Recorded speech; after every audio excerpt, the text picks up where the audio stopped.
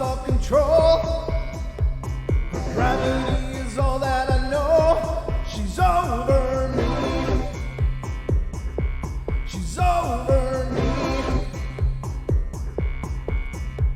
She comes in with her hypnotic dance. She holds me here with only a glance. She's over me. She's over me.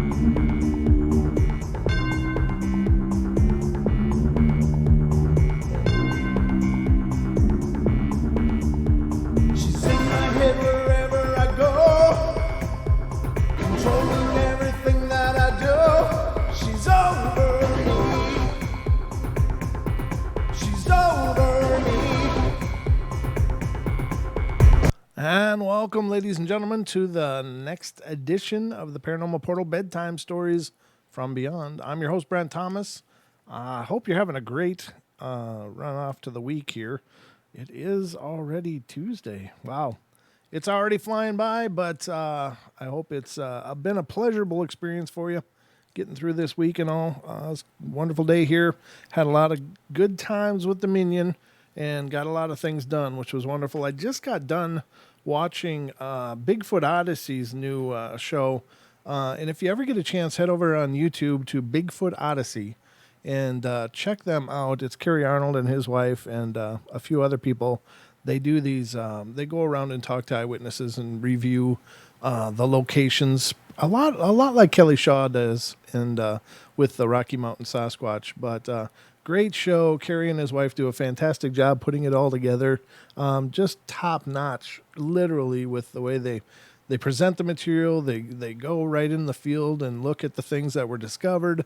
And he's just a hell of a narrator anyway. He's got a voice made for this. I mean, it's just silky smooth, and they do just a great job. So I really enjoyed it. Had a fun time sitting over there chatting with some of the listeners and people I knew from here and some people that I didn't know, but they had a hell of a crowd. It was really wild, really great.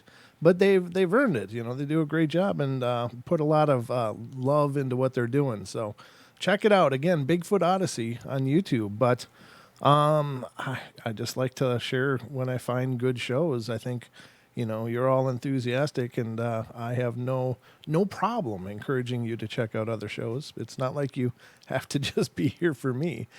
You know, if you want to, that's fine, but it's not necessary. It's not mandatory. So I guess that's about all I got to say on the front end of this, but I hope you're ready because it's time for bed.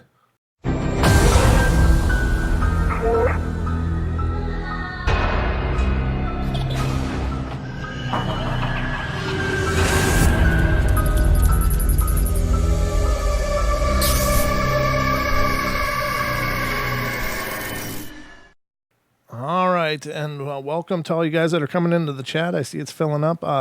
Isaac, good to see you. Says, hi, Brent. San Antonio, Texas. Hi, everyone. Good to see you, brother, and thanks so much for being here. Duke's in here. Tesla Tech is in here. Suzanne Page. Rivers. Terrestrial Mac is in here. I'm just going down the list of people that have chatted because it's just started. Lewis is in here. And so if I've missed you, give me a hello or something in the chats. Beth Fierce is in here. Oh, that's cool. I like your name, Beth Fierce. But it's spelled differently, but it's cool. South Carolina. Beth is from South Carolina. Well, welcome, Beth. I'm thrilled that you came in and we're going to spend some time with us. I'm not sure how y'all finding us, but I'm sure glad you are. Thank you so much for coming in and checking out the show. Now, tonight is Bedtime Stories night, and that means it's basically a shorter version of the Paranormal Portal. Wednesdays, Fridays, and Saturdays are 2-hour shows, but these other nights of the week are live and they're happening, but they're just a shorter format, and I just have so much fun doing the show that I just get on and get online every chance I can. So every night, 7 days a week, 7 p.m. Pacific time, there is a Paranormal Portal going on right here on YouTube. So if you check it out, that'd be great. If you're not already subscribed, get subscribed and ring the bell so that hopefully, if it works, again, I hear from a lot of listeners that say that the bell gets unrung on them as well. But if it works, you'll get notified every time I do go live, in case you forget. But again, I'm thrilled to meet all you new people. It's great to see you guys coming out and spending time with us here. So it's a rare honor to meet all you people from all over the world. So let's get rolling, shall we? I got some stories pulled up for you. Hopefully I can keep you entertained. I'll do my best job to narrate, but I'm no Carrie Arnold. I'm just saying. He's just got the greatest voice. It's just all smooth, and he's got the southern drawl and just silky. The man is silky. So let's get to the stories here. The first one's coming out of Idaho, and this is kind of a long one, so bear with me. But these are primarily ghost stories on the Bedtime Stories, just because there are about 1 billion of them online, and they're easy to find. So that's what I want to bring you. But in the summer of 2004, I moved with my husband and 2-year-old daughter from Wyoming to Pocatello, Idaho. The apartment we moved into was actually a house that was built sometime in the 1920s and had been converted into these apartments. By the way, if you're hearing like a sound, that's a fan. I gotta run a fan because otherwise my body just starts perspiring. It gets warm in the studio here, and I can't run an air conditioner because that's way too loud. So all I could do is run a fan, but I'm going to have to reposition the fan. So I do apologize for the low audio quality of having that fan running in the background, but it keeps me more comfortable. So it was actually a house that was built in the 1920s and had been converted into 3 apartments. We lived in the downstairs apartment on the left-hand side, and we only had been there for a few weeks when weird things started happening. At first, they were pretty benign, easily explained away, such as just objects disappearing inexplicably, only to reappear in the exact location I had left them. And there were also strange noises, especially at night, and I would hear the sound of children laughing and running in the upstairs apartment. When I knew for a fact that the only children who lived in the apartment were my own, and my neighbor didn't have any visitors. Most of the time when I heard these sounds, my neighbor wasn't even home, and I've always had a fascination with the paranormal, so it wasn't difficult for me to believe that spirits were responsible, but my husband is a very practical person and continued to insist that there were perfectly logical explanations for everything. His opinion changed a few months later when he witnessed the first of many physical manifestations. We would often return to find the entire roll of toilet paper had been unraveled from the roll and was lying on the floor. And at first my husband blamed our dog, but I knew there was no way our 5-pound chihuahua could reach the toilet paper roll. And this went on for some time and was really very frustrating, as no scientific explanation could be given for it.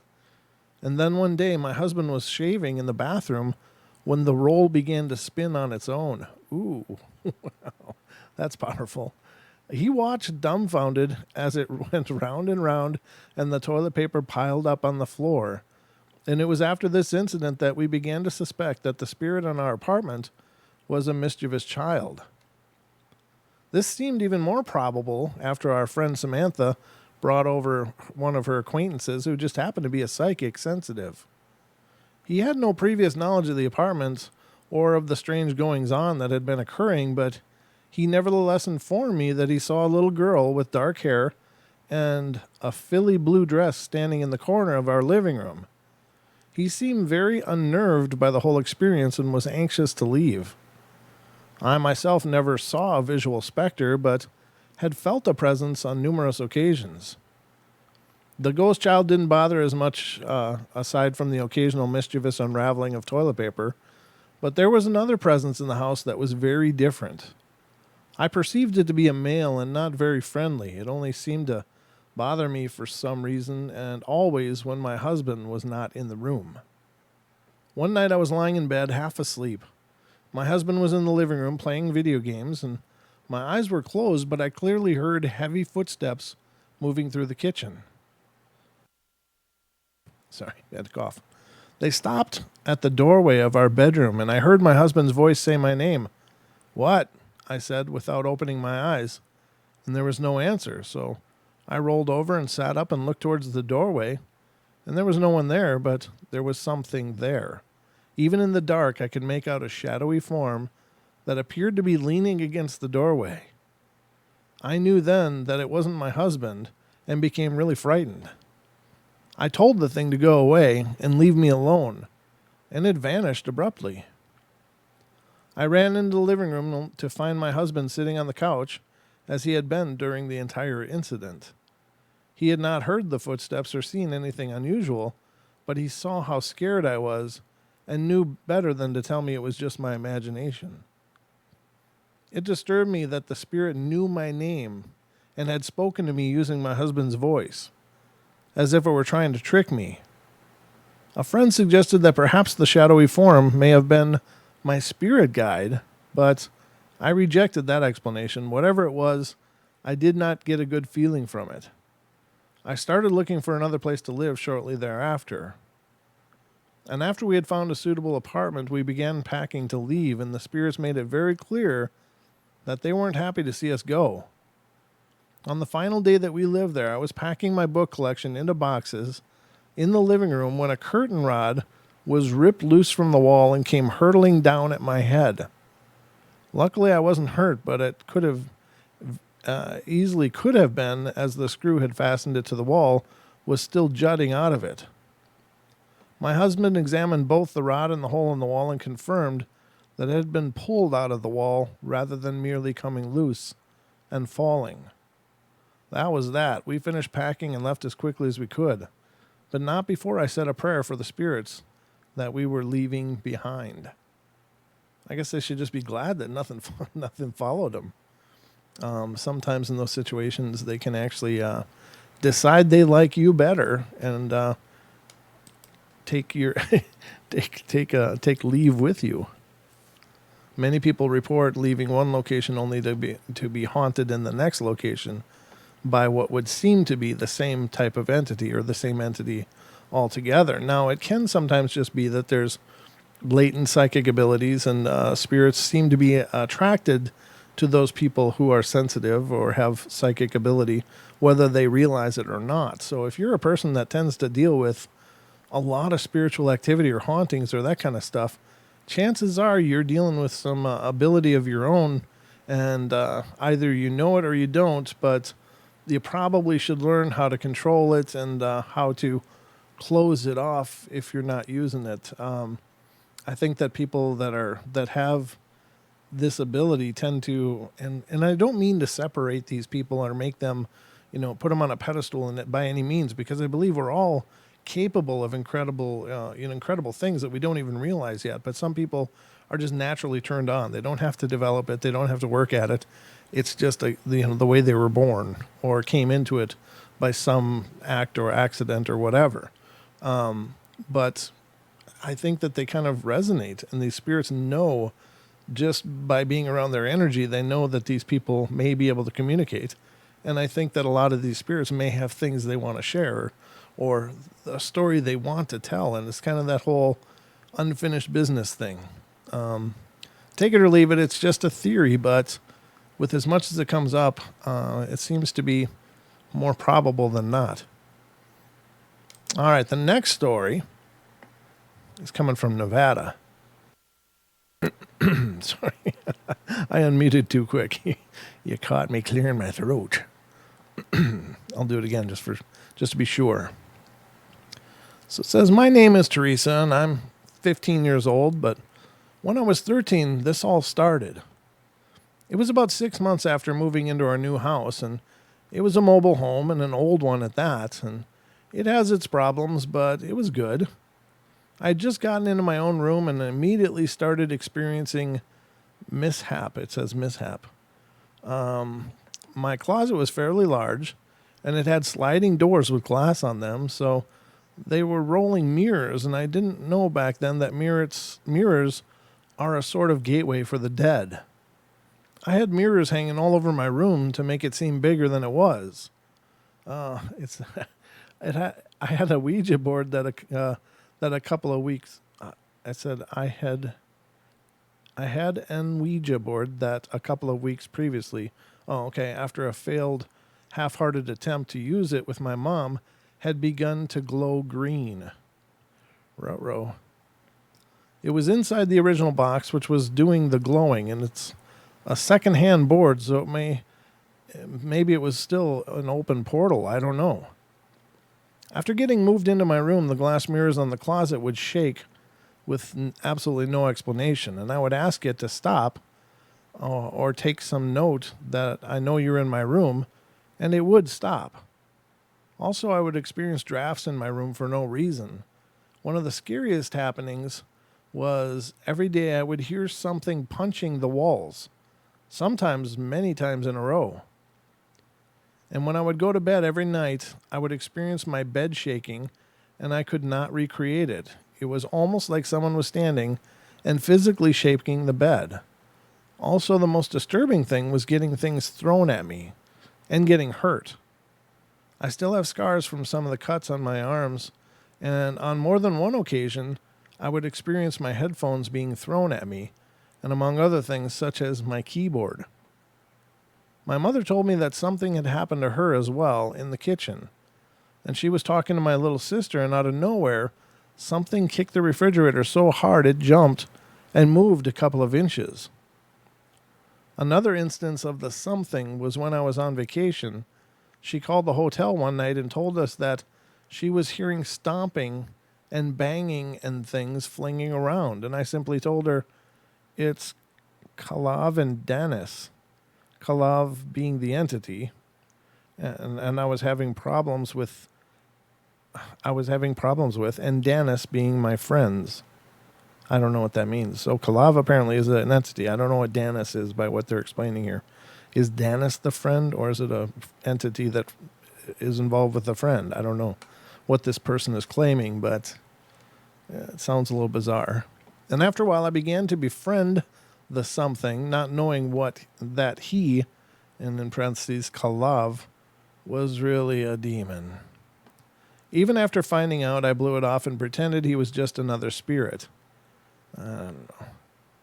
Not sure what to think of this one, ladies and gentlemen, but I'll continue reading it just for the sake of the story. I later found out after moving out of the mobile home that he's an incubus with a very high-ranking demon. I've come to meet many demons. Yeah, here we go. It's going right down the loopy board here. Such as Danis, who is a Nekial, an Egyptian cat demon, and Nikki, a familiar demon who also appears as a cat. And Kalev, as testified by my little brother, also appears as an overlarge black dog. Yeah, I don't know. Sounds a little Twilight-y to me, but anyway, I'll continue. Kalev is about 7 feet tall with black hair going to his ankles, and he came from Britain. He doesn't have any eyes, and I'm not sure how old he is, but he's a fallen angel who was with Lucifer at the time of the fall. I must admit to having fallen in love with him. Oh, no. Knowing full well what I've gotten into, I believe deep down that he's a good person. Of course, they're all good people. I know several people who have had similar ghost stories and who have met Kalav, and although my parents believe he and the rest are all figments of my imagination. Me too. Please comment and tell me what you think. My email information can be found on my profile. Thank you. Yeah, I don't think that that's grounded in reality. Not that they don't experience some kind of haunting or some kind of activity. Maybe they do, but this person has created a whole narrative around this, and it doesn't sound like it's, I mean, it sounds like she's getting together and trading emails with a demon here or something, that she knows all this personal information about it and stuff. And And that just never happens. I mean, true demons are just, they despise people. They don't want to have a relationship. They want to tear you down. They want to destroy you. They don't want a friendship. They are malevolence incarnate. I don't know. I mean, there are the ancient versions of daemons, which were believed to be helpful spirits and helpful principalities, of course. But this sounds a little too Twilighty for me. So I'm not buying it too much. But you all make your own decision. Make up your own minds. But since I got a microphone, I get to I get to give you my 2 cents, and I'm not real impressed. But anyway, that's not me challenging the universe and gonna find out something is to do with it. But I just think that's a lot of fiction right there, ladies and gentlemen. Just too much. All right, the next one is coming from Michigan. This happened in Lower Michigan in the 1990s, and I kept passing this pretty church as I would drive to the store or home. And one day I called and talked to a lady named Dottie and told her I was new in the area and I would like to know what time the services were there. And she told me and then told me about the church and that it was rather old but well kept up. The church was the kind that you would likely to see on a Christmas card, and I often thought of that when I went by the church, all white with a big steeple on top. Just by looking at it, you could tell it was an old church. Dottie told me it has been many denominations of religion since it was originally built over 100 years ago. And she told me that additions had been added. In the years the church was there on the same ground, I told her I liked how it looked really inviting. And she said I was welcome to come into the services any time, and about the potluck they had there every third Saturday. That may be a good time to come and meet the people of the church. And Dottie gave me her phone number and told me when I felt comfortable to come and she would meet me at the church so I wouldn't be going there and not know anyone.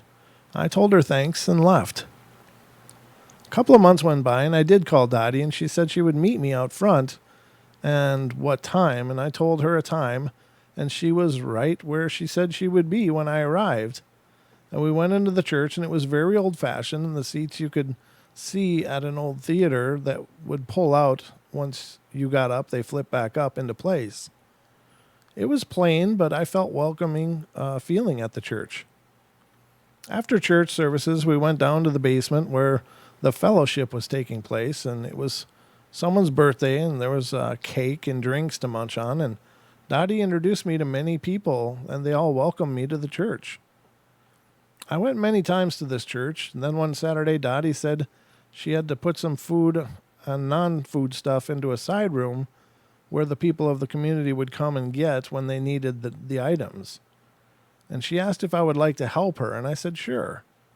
We went down in the basement to the side room off the fellowship court, or off the fellowship room rather, and soon as I entered the room, it was very cold. I said, "It's cold in here." And she said, "Yeah, it probably was." She opened the door wide to let me in, let in the warmth that was in the fellowship room. Soon Dottie had told me she was warmed up, and how about you? And I said I was still cold and that I didn't feel good in this room. And Dottie said, "Well, you'll get used to it." And I said, "What do you mean?" And she just smiled at me as we unpacked the items and put in places they went in the side room, and then it was like something was trying to take all the air out of me.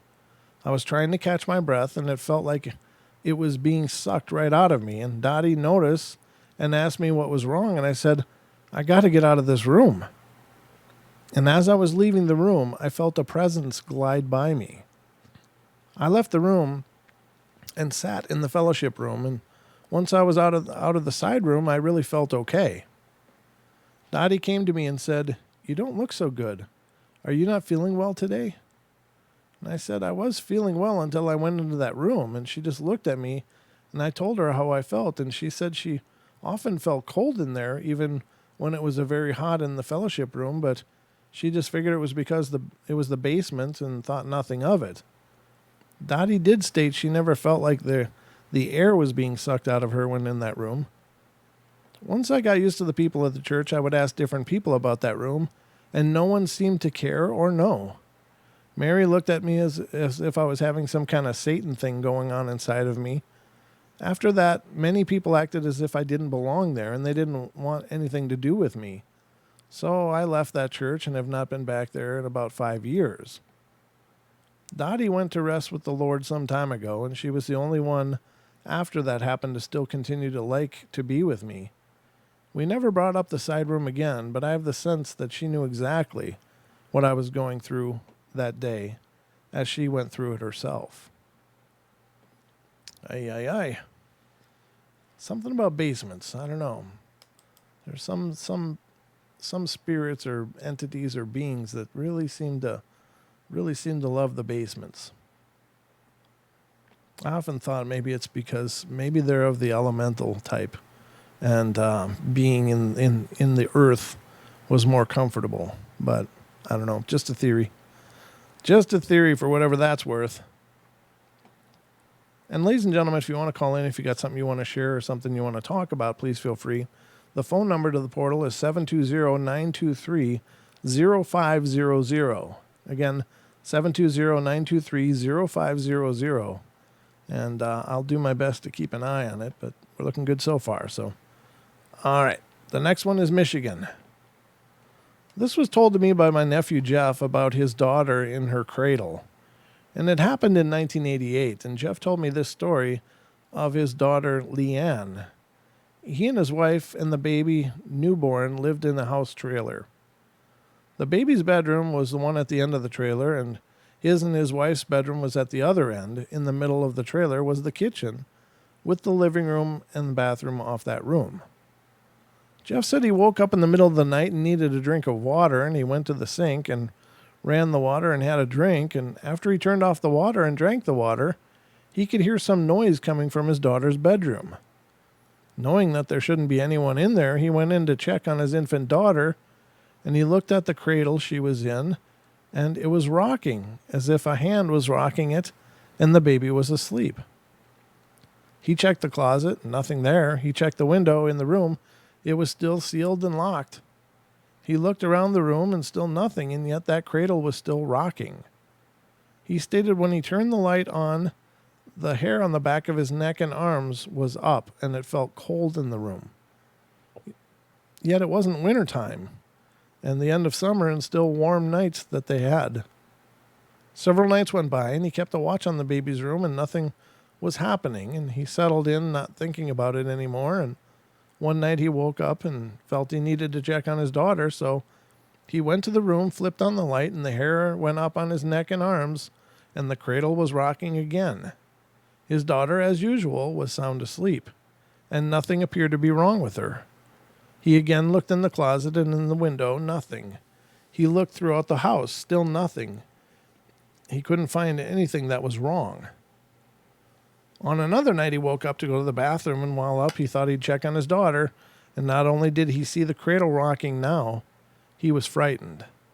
Leaning over his daughter was a man in what appeared to be bib overalls, as if he were going to take the baby out of the cradle.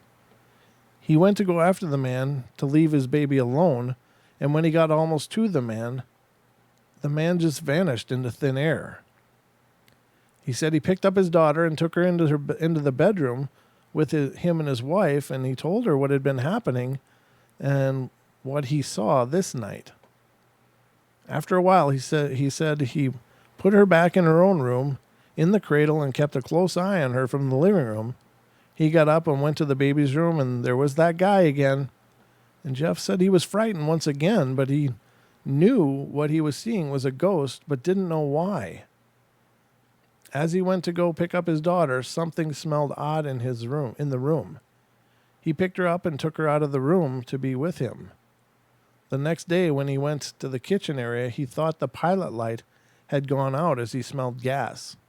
He called the gas man to come to find out what was wrong, where his daughter was sleeping, and there was a gas leak under the room she slept in. They had it repaired, and Jeff said he wanted to know about the land or the trailer that they lived in, whoever this man was. He found out. A couple lived long ago where this trailer park is sitting now. It was a farmhouse and cows, and one night the house caught on fire and the father died in the fire trying to save his baby daughter. Jeff then knew that the man was there trying to get Jeff's attention to the matter of the gas line leaking so he could save his own daughter. Something the other man could not do. He perished in the fire with his daughter.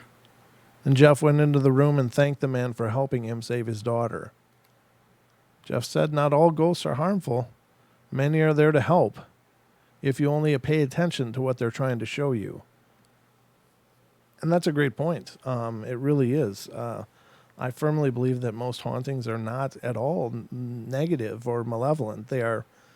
They can be shocking. They can be uncomfortable, and definitely challenge somebody's paradigm. But the fact that hauntings happen just because they happen, it may be they're trying to tell you something. And they can't just walk up and go, "Hey, you know what? I'm stuck in the closet.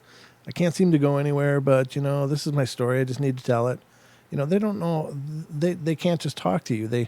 Their voices can't normally be perceived.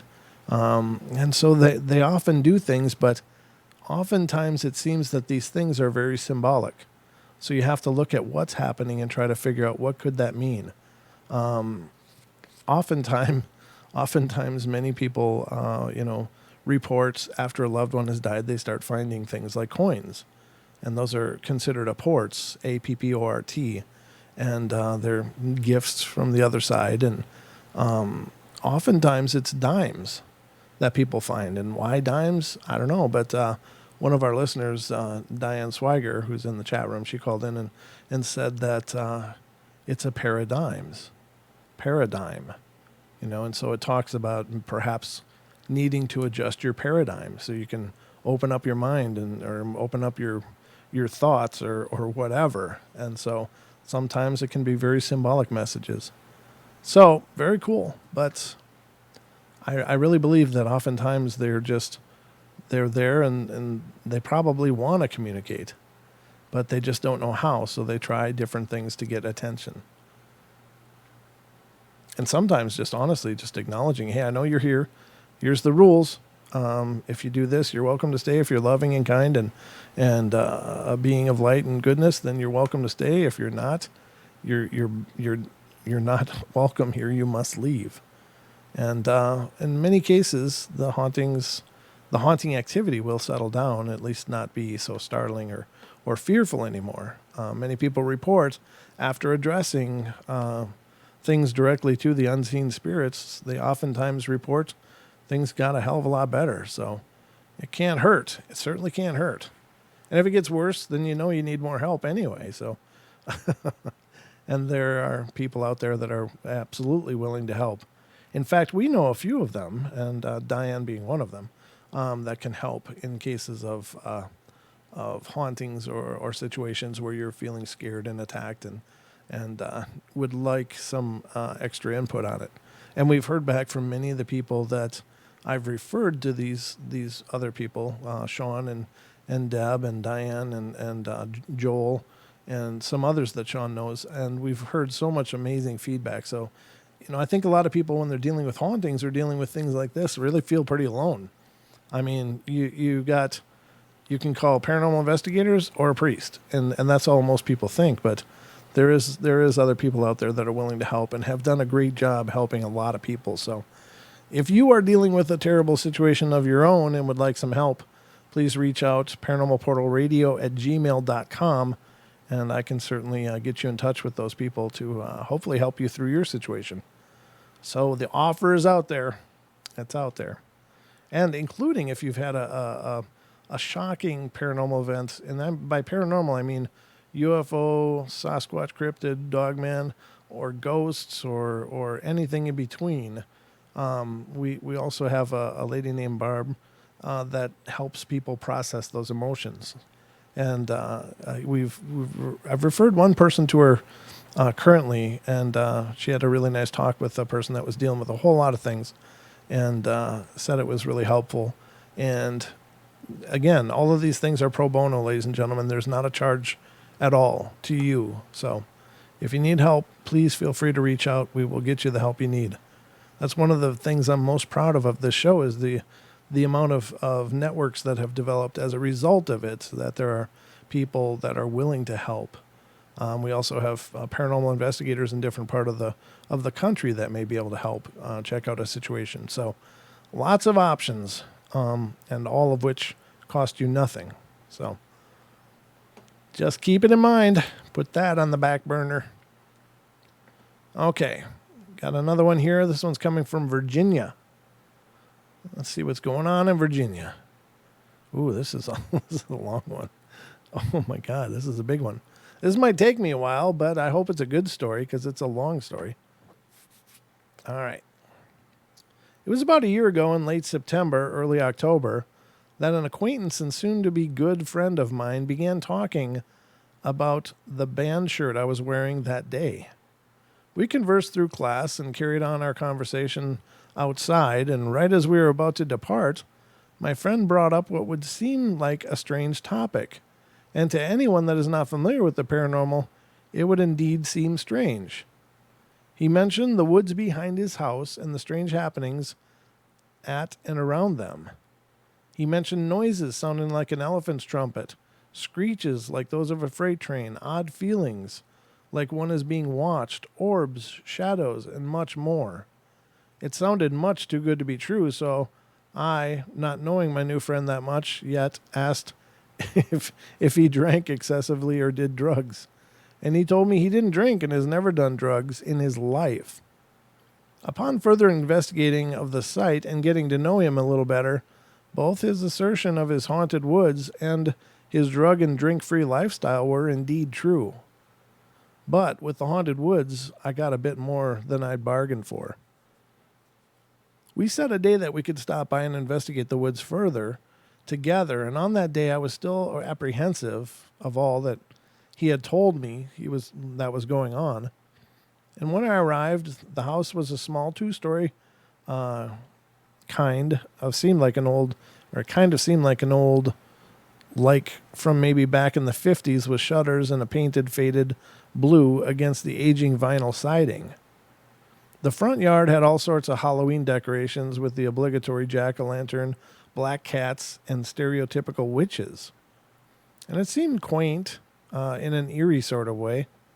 One could barely see the woods behind the house except for one gigantic oak tree, the likes of which would dwarf any house short of a mansion. I entered the house and we goofed off until darkness set in, and I went downstairs for a drink and a smoke and was informed the fridge with the drinks in it was in the garage, which was convenient enough for me because the side door was strategically placed next to the fridge. I grabbed my drink and stepped outside onto a small chain-linked area surrounding the side door. The chain-link area was maybe 5x5 area and was contained in this already fenced yard, and I believe it was something the previous owners installed to deter thieves. Regardless, I was standing in the middle and proceeded to light up.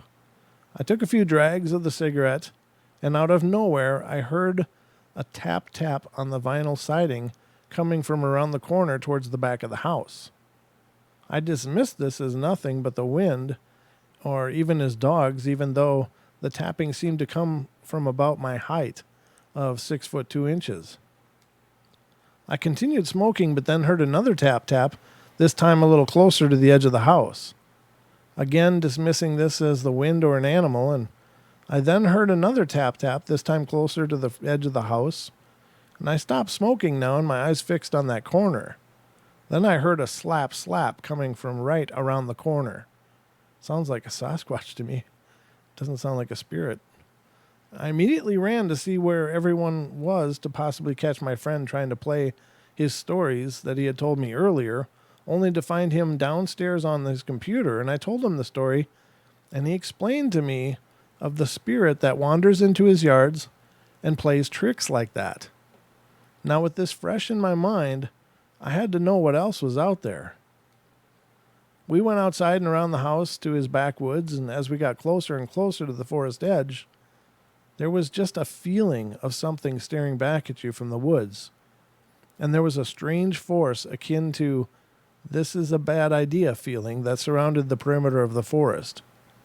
I dared not go any further into the woods, and I expressed my concern to my friend when he proceeded to say that we would definitely not go into the woods, that it was dangerous at night.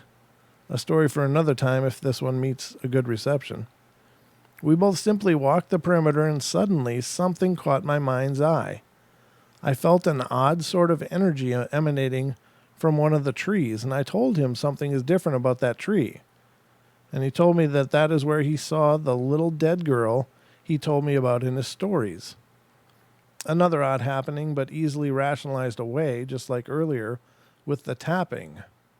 I looked away from the tree and focused down our path, where I noticed a pile of wood sitting at the end of the road past a fence. I got a very odd feeling from that area when I stared at it, like someone was standing there looking back at us as I stared into the inanimate pile of wood. This time I kept my feelings to myself. We ventured around further and came across a field with a low fog, and he explained to me how he believes the fog is how the forest breathes. Coming from my druid background, I agreed wholeheartedly, and he warned, though, that when the forest breathes, it can also be a warning to stay away. And he's noticed activity increases when there's a fog present. On a side note, the fog seems to retreat if you stare at it too long. I swear it is the weirdest thing, like the forest is self-conscious. After a chat about the fog, he told me the tale of elemental that rose from the ground and chased him and his friend back to the field, across the field. He also told of the immense speed this shadow possessed. It literally cleared a football field in a matter of seconds by zigzagging back and forth and running on knuckles in his story. My God, this is a Sasquatch story. This could be an exaggeration, but the detail I was told gives me a different impression. Either way, I was about to find out what he meant. We came to the other side of the field, not by cutting across like he did in his story, but by coming in from the other side, and there was an ominous streetlight adjacent to a dirt road that led back and followed the edge of to the field. And as soon as we approached the dirt road, the streetlight went out. He told me that this light has a short, and it is known to do this frequently. I agreed with the rationalization, and we continued down the path. The further we pushed in, the more I felt the air getting dense and heavy. Then all of a sudden, I froze. I believe I hit the second barrier. The first I passed by when we entered the road, that this wasn't a good idea feeling barrier I spoke of before, and the second barrier felt like an actual wall to me. I couldn't move. I called my friend over and told him I will not move another inch. He agreed to head back out with me, and we reached the entrance again, and as soon as we neared, the light went out again. The light came back on after a few seconds, and I was facing the light with my back to the entrance while my friend stood in front of me while he talked about miscellaneous stuff and I smoked. When from behind me I heard a loud pop. And the only way I can describe it is either like a small item falling from a very large distance, like the top of a tree, and slamming into a bunch of twigs, or a large branch snapping. This is all stereotypical Sasquatch kind of reporting right here. I figured it was the first and asked, "What kind of trees are those?" Thinking they were pine, he replied, "Magnolia." I slowly stuttered. "Magnolias don't flower in October, do they?" And just then my friend's eyes darted up. He looked at me with the most serious expression I've ever seen. He said, "We have to leave now." I was now puzzled and frightened. What happened behind my back to scare him this badly? I wanted to know, but he refused to tell me. We slowly backed away from the entrance very calmly, and we took a different route back to his house. On the way back, he told me what he saw. That branch snapping was the elemental kicking off to jump, and what he saw, and I wish I could have seen it too, was the elemental jumping across the street from tree to tree to get a better view of us. We arrived back at the house fine, and I've told this story many times to people familiar with these things, and I was given many different responses. But one response stood out among all the others, and it had to do with the history of the woods and previous events that I was not present for. I'm willing to share all of those stories I have of these woods that I've experienced and all of the stories that I know of the woods from my close friend. I will leave with this, that the night I was there only scratched the surface of what is out there. Yeah, I don't believe that's a ghost. I think that they stumbled on a squatch or some kind of cryptid like that. The slapping of the house, the tapping, the breaking branches, the knuckle running. That's all widely reported in Sasquatch experiences. So I don't believe that was a spirit. Just saying. Let's see what's next. How long? Okay, it says A Long Paranormal Day is the title, and I looked and it's not a long story, so thank God. Those long ones are great. I do love them, but they sometimes are tougher to read because I don't pre-read these. So I'm reading them with you, and once they get really long, it's like I'm an old man now, I guess. I'm old. I'm an old man. All right, so this one's coming from California. The storm roared outside. Branches and leaves were scattered all over my backyard. The house was cold and lonely. Since my kids were at school and my husband was off at work, I sat at my kitchen table, enjoying warm toast and coffee with my dog, observing my toast very carefully. He's a beggar. I was busy reading the newspaper when all of a sudden I hear heavy breathing on my left ear and feel cold breath on my shoulder. At that moment, my dog ran outside in the rain and started howling. Petrified, I froze. It lasted about 2 seconds and then stopped. My dog came scampering back in, wet and cold, so I went to go dry him off, and I couldn't find an explanation for what had just happened. I shook it off and prepared for an important job interview that would be taking place later that day. And afterwards, I was on my couch working on my laptop with my kitty asleep next to me. In the hallway, which connects to the living room, I heard loud, distinct footsteps walking towards the living room. I bravely peeked into the hallway to find nothing there.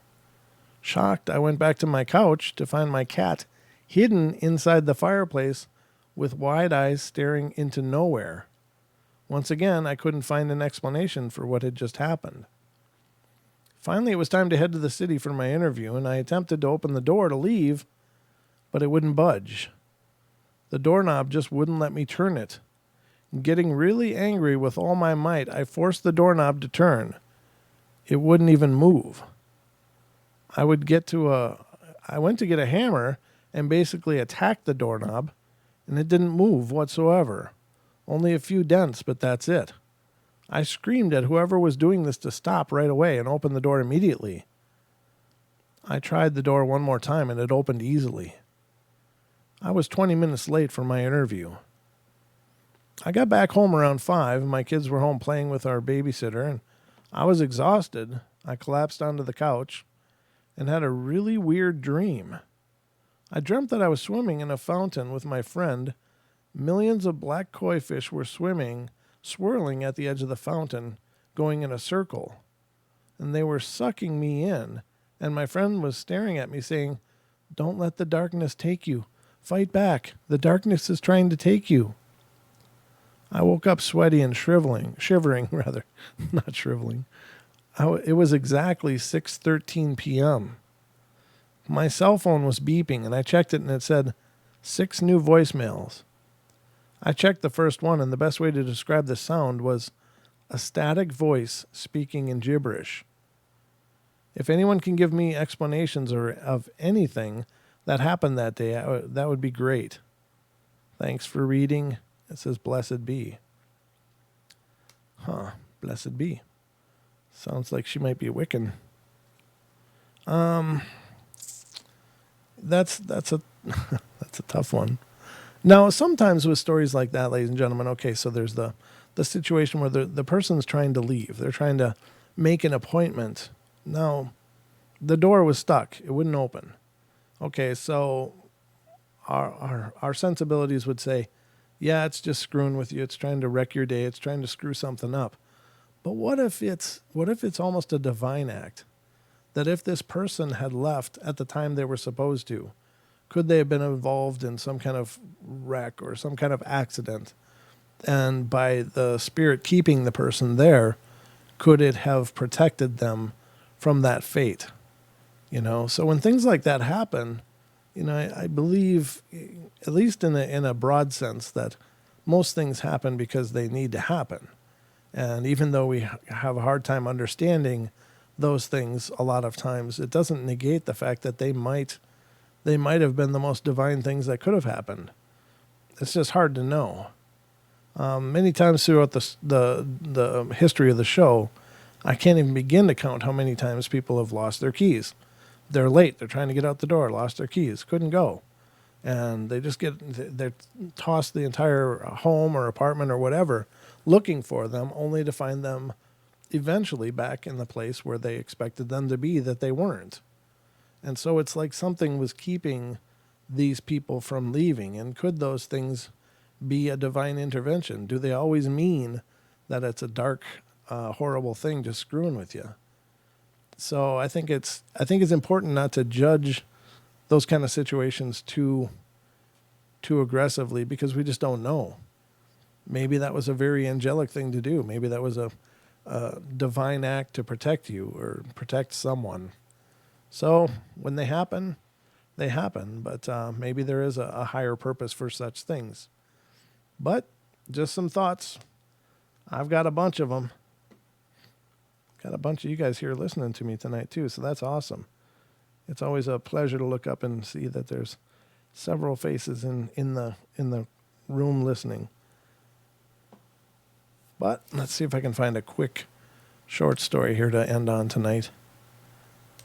This one sounds good. They all sound good. Yeah, this one's pretty quick.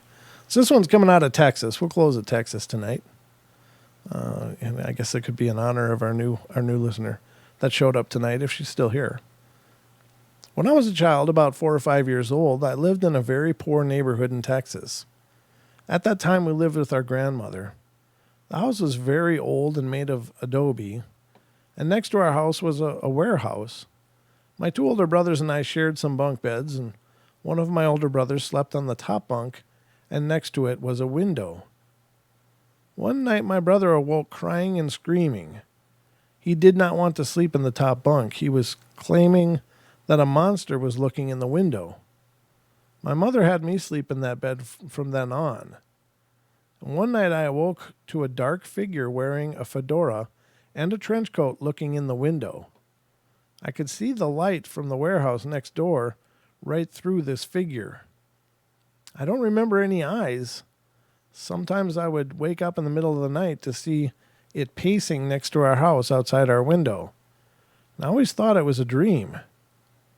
About 25 years later, my mother, brother, and I were talking about that old house, and I told my mom and brother about the ghost, and I described the ghost to them, and my mother had the look of fear on her face.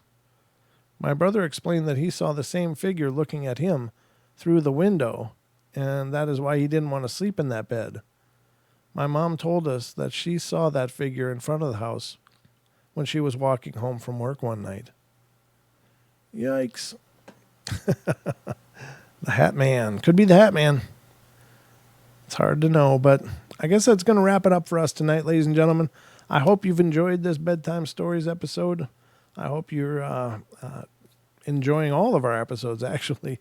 But again, if you've got a creepy story of your own that you'd like to share and have read on the show or on the podcast as well, eventually, then please email me at paranormalportalradio at gmail.com. So again, paranormalportalradio at gmail.com. I'd love to hear from you.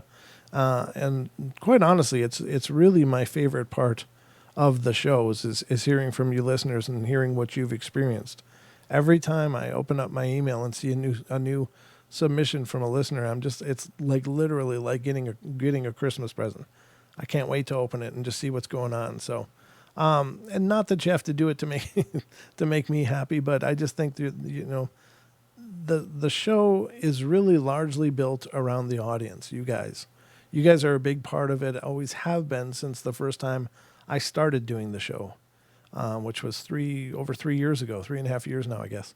And the chat rooms, the listeners have always been a huge part of it.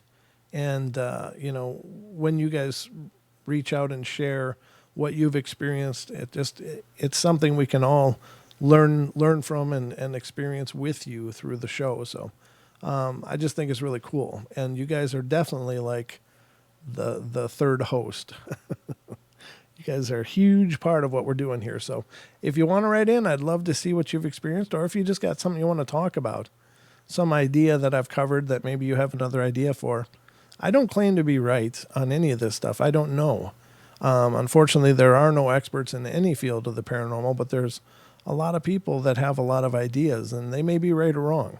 I don't know either way, but I think that through our sharing of ideas and through discussion, maybe we can at least get closer to whatever the truth may be behind all these phenomena. So I guess that's it, ladies and gentlemen, but I love you all. Be good, be kind, be nice, take care of each other, help each other out, find the magic in every day, and remember to laugh as much as you can. And let's see, tomorrow's Wednesday, so Don will be with me tomorrow night, and we'll go into our 2-hour show tomorrow night. So I hope you guys will be here. Always have a lot of fun when Don's here. We just have a great time doing the show together, and would love for you guys to be here and take part of that. So take care, everybody. I love you guys, and sweet dreams.